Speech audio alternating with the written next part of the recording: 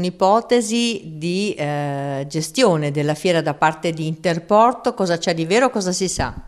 Noi non sappiamo tanto di più da quello che si è appreso dalla stampa, ossia di questa possibile cessione della fiera ad Interporto. Io ho affermato e sostengo che è una notizia insomma, importante, che mi auguro che prima che sia definitiva e che sia concretizzata sia una notizia che dovrà percorrere tutti gli iter previsti, passare per le commissioni consigliari, ma anche per un dibattito che sia franco, che sia aperto, che sia chiaro e che soprattutto non sottenda insomma cose che si dicono e non si dicono, ma che sottenda appunto la realtà dei fatti e soprattutto il punto di visione sul quale si vuole arrivare.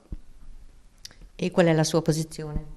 La mia posizione per ora è di assoluta contrarietà, ma per il fatto che non ho ancora partecipato a nessun tavolo e non mi è stata data possibilità di fare nessun approfondimento sul tema. Lei ha chiesto di congelare tutto intanto?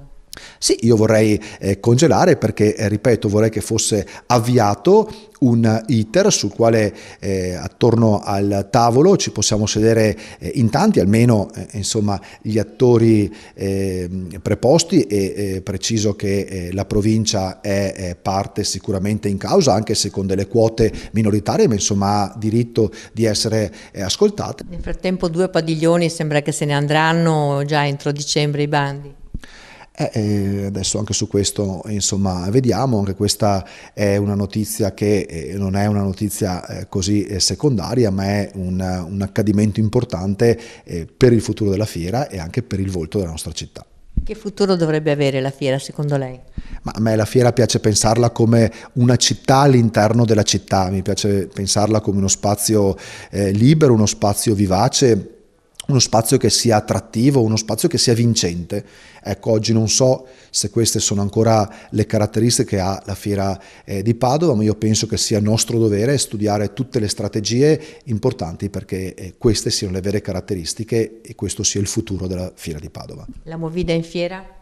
Sono assolutamente contrario, io penso che i giovani siano parte integrante della bellezza della nostra città, i giovani non vanno rinchiusi, i giovani non vanno accorpati all'interno di spazi delimitati, ma la bellezza dei giovani è proprio quella di farli vivere in spazi che sono sconfinati e decidono i giovani dove muoversi e come muoversi. Chiaro, ci vogliono delle regole e soprattutto ci vuole chi quelle regole le faccia rispettare, quindi io penso che a mio avviso tutti i problemi possono essere risolti, ma non rinchiudiamo i giovani e non limitiamo la libertà dei giovani, perché la libertà dei giovani non è soltanto la libertà di espressione che spesso da alcune parti politiche viene fatta molta propaganda, ma la libertà dei giovani sta anche nella libertà di movimento dei giovani stessi.